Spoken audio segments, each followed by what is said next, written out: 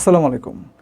দেখেন, network switching with seamless roaming, quality seamless roaming, এটা হচ্ছে আপনার মেশ নেটওয়ার্কের মধ্যে সবচেয়ে ইম্পর্টেন্ট একটা এলিমেন্ট। এটা কতটা অ্যাকুরেটলি এবং টাইম টু টাইম হইতেছে এইটার উপরে টোটাল নেটওয়ার্কের পারফরমেন্সটা ডিপেন্ড করে। এখন পর্যন্ত মোবাইল ফোনের যে সিমলেস রোমিং সেটা পুরোপুরি রাউটারের উপরে ডিপেন্ড করলেও ল্যাপটপের ক্ষেত্রে চাইলে কিন্তু এই জিনিসটাকে কাস্টমাইজ করতে পারবেন। ল্যাপটপের উইন্ডোজ অপারেটিং সিস্টেমের মধ্যে ছোট্ট একটা সেটিংস থাকে যেটাকে পরিবর্তনের মাধ্যমে আপনি চাইলে এই যে সিমলেস রোমিংটা এটাকে আরো ভালো মতো অপটিমাইজ করতে পারবেন এবং সেই সাথে আরো ভালো কানেক্টিভিটি এবং বেটার স্পিড এনজয় করতে পারবেন।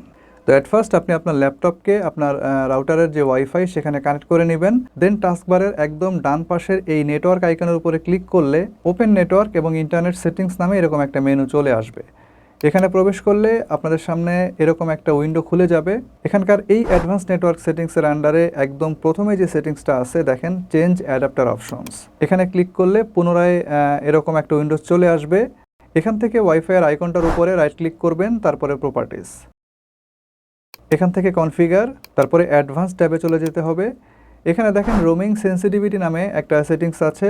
এটাই হচ্ছে মূলত আপনার মেশ নেটওয়ার্কের ভিতরে আপনি যখন আপনার ল্যাপটপ নিয়ে ইউনিট ঘোরাফেরা করবেন তখন কত দ্রুত এবং কোনো একটা ইউনিটের কতটুকু নেটওয়ার্কের ভিতরে থাকা অবস্থায় আপনি অন্য আরেকটা ইউনিটে শিফট হবেন তার ভ্যালু আসলে এখান থেকে নির্ধারণ করে দিতে পারবেন। তো এটার ব্যাখ্যাতে একটু পরে আমি আসতেছি।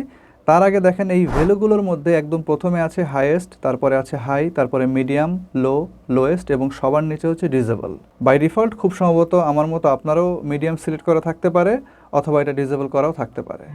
তো এখানে হাই অথবা হাইয়েস্ট সিলেক্ট করার মানে হচ্ছে যে আপনি কোনো একটা ইউনিটের হাই অথবা হাইয়েস্ট নেটওয়ার্কের মধ্যে থাকা অবস্থাতেই অন্য আরেকটা ইউনিট যদি আপনাকে পেয়ে যায় তাহলে সে আপনাকে ওই ইউনিটে শিফট করে দেবে। অথবা আপনি যদি এখানে দেখেন যে লো অথবা লোয়েস্ট যেটা আছে এখানে যদি আপনি সিলেক্ট করে রাখেন তাহলে আপনি কোন একটা মানে যে ইউনিটে আছেন সেই ইউনিটের যতক্ষণ পর্যন্ত না আপনি লো অথবা লোয়েস্ট সিগন্যালে পৌঁছাচ্ছেন ততক্ষণ সে কিন্তু আপনাকে ধরে রাখবে, অন্য ইউনিটে শিফট করবে না। অর্থাৎ অন্য কোনো ইউনিটে শিফট হইতে গেলে তখন আপনাকে ওই মানে ইউনিটটার লো অথবা লোয়েস্ট যে ফ্রিকোয়েন্সি আছে সেখানে গিয়ে পৌঁছাইতে হবে। এখন কথা হচ্ছে যে আপনি তাহলে এদের মধ্যে থেকে কোনটা সিলেক্ট করবেন। অ্যাকচুয়ালি কোনটা সিলেক্ট করে আপনার রাখা উচিত হবে, কোনটা সিলেক্ট করলে লাভ বেশি হবে। এখন কোনটা সিলেক্ট করলে লাভ হবে, কোনটা সিলেক্ট করলে লস হবে, এটা যদি আপনি বুঝতে চান তাহলে আপনাকে আগে এই সিলেক্ট করার ফলে যে ঘটনাগুলো ঘটতে পারে সেগুলোকে আগে অ্যানালাইসিস করতে হবে, যে এখানে আসলে কী ধরনের ঘটনা ঘটতেছে এবং ওই ঘটনার প্রেক্ষিতে আমার সাথে আপনার এই যে মেশ নেটওয়ার্কটা কী ধরনের আচরণ করবে। এই আচরণটা যদি আপনি বুঝতে পারেন তাহলে আপনি বুঝতে পারবেন যে আসলে কোন আচরণটা আপনার জন্য ভালো হচ্ছে। তো বোঝার সুবিধার্থে আমরা ধরে নিচ্ছি যে আমরা যে ইউনিটের সঙ্গে এখন কানেক্টেড আছে সেটা হচ্ছে ফার্স্ট ইউনিট এবং আমরা এখন এখান থেকে হাইয়েস্ট যে পেরিমিটারটা আছে এটাকে সিলেক্ট করে রাখতেছি। তো এই যে হাইয়েস্ট, এটা সিলেক্ট করার ফলে যেটা হলো যে আপনি এই ইউনিটের অর্থাৎ ফার্স্ট ইউনিটের হাইয়েস্ট ফ্রিকোয়েন্সিতে থাকা অবস্থাতেই দ্বিতীয় ইউনিটটা যদি আপনাকে পায় তাহলে সে দ্বিতীয় ইউনিটে আপনাকে শিফট করে দেবে। তো আপনি তো জানেন যে মেশ নেটওয়ার্ক দুইটা আসলে একটার সঙ্গে আর একটা সামান্য একটু ওভারল্যাপ করিয়ে বসানো হয়, অর্থাৎ ধরেন যে 30 to 35%। তো এরকম যদি ওভারল্যাপ করিয়ে বসানো হয় তার মানে আপনি যদি কোনো একটা ইউনিটের হাইয়েস্ট ফ্রিকোয়েন্সিতে থাকেন তাহলে ডেফিনেটলি অন্য একটা ইউনিট যদি আপনাকে পায় তাহলে সেটা লোয়েস্ট ফ্রিকোয়েন্সি হবে। এখন আপনি কখনো চাবেন যে কোনো একটা ইউনিটের হাইয়েস্ট ফ্রিকোয়েন্সিতে থাকা অবস্থাতেই ওই ইউনিটটা আপনাকে অন্য আরেকটা ইউনিটের লোয়েস্ট ফ্রিকোয়েন্সিতে শিফট করে দিক? এটা তো আপনি কখনো চাবেন না। আর এটা আপনার নেটওয়ার্কের স্পিডের জন্য ভালো হবে না, এটা আপনার ইউজার এক্সপিরিয়েন্সের জন্য ভালো হবে না। ফলে এই ঘটনা যদি ঘটে তাহলে এখানে ডেফিনেটলি একটা স্পিডের ড্রপ হবে, যেটা আসলে একেবারেই দরকার ছিল না। এছাড়াও আপনি যদি এরকম হাইস্ট সিলেক্ট করে রাখেন তাহলে দেখবেন যে আপনার ক্রমাগত কিন্তু ফ্রিকোয়েন্সি শুধু শিফট হইতেছে। আপনি কোনো একটা নেটওয়ার্কের হাইস্ট ফ্রিকোয়েন্সিতে পৌঁছাইলে সে আপনাকে অন্য একটাতে শিফট করে দিতেছে। তো এর তো কোনো মানে হয় না, তাই না? এতে করে আপনার নেটওয়ার্কের যে এফিসিয়েন্সি সেটা নষ্ট হবে। আপনি বেশিরভাগ সময়ই দেখবেন যে একটা লোয়েস্ট ফ্রিকোয়েন্সিতে কানেক্টেড আছেন অলওয়েজ। ফ্রিকোয়েন্টলি এরকম সুইচিং আপনার ওই যে ডিভাইসটা আছে অর্থাৎ ল্যাপটপটা আছে ওটার যে ব্যাটারি ড্রেনিং সেটাকে ত্বরান্বিত করবে। সো আমার ধারণা যে এই যে হাইয়েস্ট অপশনটা এটা একেবারেই উপযোগী না, ঠিক যেমনটা হচ্ছে লোয়েস্ট। তাহলে এবার লোয়েস্টের ঘটনাটা কি? আপনি যদি দেখেন যে লোয়েস্ট সিলেক্ট করে রাখেন তাহলে এখানে হাইয়েস্টের বেলা একটু আগে যা বললাম তার ভাইস ভার্সা হবে। তো ভাইস ভার্সাটা কী জিনিস? ওখানে আপনি দেখছেন যে আপনি হাইস্ট ফ্রিকোয়েন্সিতে পৌঁছানো মাত্রই আপনাকে সে অন্য আর একটা ফ্রিকোয়েন্সির লোয়েস্টে শিফট করে দিচ্ছে।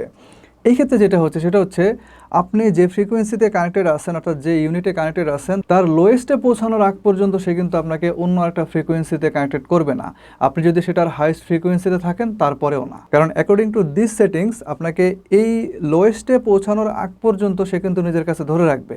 আপনি যখন লোয়েস্টে পৌঁছাবেন তখনই শুধুমাত্র অপর ইউনিটের যে হাইস্ট ফ্রিকোয়েন্সি সেটা আপনাকে গ্রহণ করবে।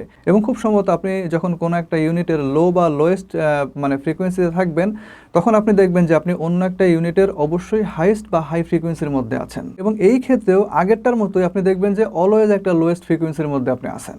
এবার আপনি যদি এখান থেকে হাই ফ্রিকোয়েন্সিটা সিলেক্ট করেন তাহলে প্রথম ইউনিটের যে হাই ফ্রিকোয়েন্সি সেই হাই ফ্রিকোয়েন্সিতে থাকা অবস্থায় সে আপনাকে অন্য ইউনিটে শিফট করে দেবে, এবং শিফট হওয়ার পরে আপনি সেকেন্ড ইউনিটে গিয়ে যে ফ্রিকোয়েন্সিটা পাবেন সেটা খুব সম্ভবত তার লো ফ্রিকোয়েন্সি থাকবে। এখানেও আপনি শিফটিংয়ের সময় একটা স্পিডের ড্রপ দেখতে পাবেন, বাট সেই ড্রপটা আসলে হাইয়েস্ট অবস্থাতে শিফট হওয়ার মতো যে একটা ম্যাসিভ ড্রপ সেটা না। এবার আপনি এখান থেকে যদি লোটা সিলেক্ট করে দেন তাহলে প্রথম ইউনিটের লো ফ্রিকোয়েন্সিতে নামার পরে সে আপনাকে অন্য ইউনিটে শিফট করবে, তার আগে না। এবং এই সিলেকশনের ফলে আপনি খুব সম্ভবত লো ফ্রিকোয়েন্সি থেকে যখন শিফট হবেন তখন অন্য আরেকটা ইউনিটের হাই ফ্রিকোয়েন্সিতে গিয়ে পড়বেন। এখানে আপনি দেখবেন যে নেটওয়ার্ক ড্রপ করতে করতে হঠাৎ করে একটা নেটওয়ার্কের বুস্ট চলে আসছে। সুতরাং এই জিনিসটা হচ্ছে আপনি একটু আগে যে হাই ফ্রিকোয়েন্সির যে শিফটিংটা দেখলেন না, এই যে লো ফ্রিকোয়েন্সির শিফটিং, এই দুইটা হচ্ছে একটা আরেকটার ভাইস ভার্সা। এবার আপনি যদি মিডিয়াম সিলেক্ট করে রাখেন তাহলে প্রথম ইউনিটের মিড রেঞ্জে থাকা অবস্থাতেই আপনি অন্য একটা ইউনিটে শিফট হবেন, এবং এক্ষেত্রে খুব সম্ভাবনা আছে যে আপনি যে ইউনিটে শিফট হলেন ওইটারও একটা মিড রেঞ্জের মধ্যে গিয়ে আপনি পড়লেন। এক্ষেত্রে আপনার এক্সপিরিয়েন্স ফার্স্ট ইউনিটের যেরকম ছিল আপনি শিফট হওয়ার পরেও দেখবেন যে আপনার এক্সপিরিয়েন্স ঠিক একই রকমই থাকবে। তার মানে মূল কথা হচ্ছে এই যে পেরিমিটারগুলো আপনি দেখলেন এতক্ষণ, এই পেরিমিটারগুলোর মানে হচ্ছে আপনি আপনার ল্যাপটপ নিয়ে যে ইউনিটে কানেক্টেড আছেন সেই ইউনিটের এরকম স্ট্যাটাস হওয়ার পরেই সে আপনাকে অন্য আরেকটা ইউনিটে শিফট করবে। এবার আমরা টোটাল জিনিসটাকে যদি সামারাইজ করি তাহলে কি দাঁড়াচ্ছে, আপনি যদি আপনার ল্যাপটপের যে সেটিংসটা সেটা যদি আপনি হাই সিলেক্ট করে রাখেন এবং আপনি যদি 30% থেকে 35%-এর মতো দুইটা ইউনিটকে যদি ওভারল্যাপিং করান, আপনার দুইয়ের বেশিও ইউনিট থাকতে পারে, 4টা-5টা ইউনিটও থাকতে পারে, প্রত্যেকটা ইউনিটকে আপনি চেষ্টা করবেন 30-35 মানে পার্সেন্টের মধ্যে ওভারল্যাপ করানোর জন্য। তারপরে আপনি যদি এরকম হাই সিলেক্ট করে রাখেন তাহলে খুব সম্ভবত আপনি সবচেয়ে বেস্ট পারফরমেন্স ওই মেশ নেটওয়ার্কের কাছ থেকে আদায় করতে পারবেন। এবং এরকম পার্সেন্টেজ আপনি যদি ওভারল্যাপ করান তাহলে আপনি প্রথম ইউনিটের অর্থাৎ আপনি যে ইউনিটে কানেক্টেড আছেন সেই ইউনিটের হাই ফ্রিকোয়েন্সিতে থাকা অবস্থাতেই অন্য একটা ইউনিটের মিড লেভেল বা আপার মিড লেভেলের ফ্রিকোয়েন্সিতে কানেক্টেড হবেন, যেটা কিনা খুব কম সময়ের মধ্যে দেখবেন যে হাই ফ্রিকোয়েন্সিতে গিয়ে পড়ছে। সো আপনার যে ইউজার এক্সপিরিয়েন্স ওইটা দেখবেন যে আগের মতোই বলবৎ আছে, এবং আগের মতোই আপনি প্রথম ইউনিটে যেরকম স্পিড পাইতেছিলেন উইদাউট ড্রপিং এনি স্পিড আপনি সেকেন্ড ইউনিটে কানেক্টেড হয়ে যেতে পারবেন। তো আপনি শুধুমাত্র এই পেরিমিটারগুলো ঠিক করলে হবে না, আপনাকে সেই সঙ্গে যে ওভারল্যাপিংটা আছে ওভারল্যাপিংটাও কিন্তু অ্যাকুরেটভাবে করাইতে হবে। সো ওভারল্যাপিং এবং এই যে পেরিমিটার, এই দুইটার মিলিত সংমিশ্রণ যদি আপনি ঠিকঠাকভাবে করতে পারেন তাহলে আপনি একটা মেশ নেটওয়ার্কের কাছ থেকে বেটার পারফরমেন্স আদায় করতে পারবেন আপনার ওই ল্যাপটপের জন্য।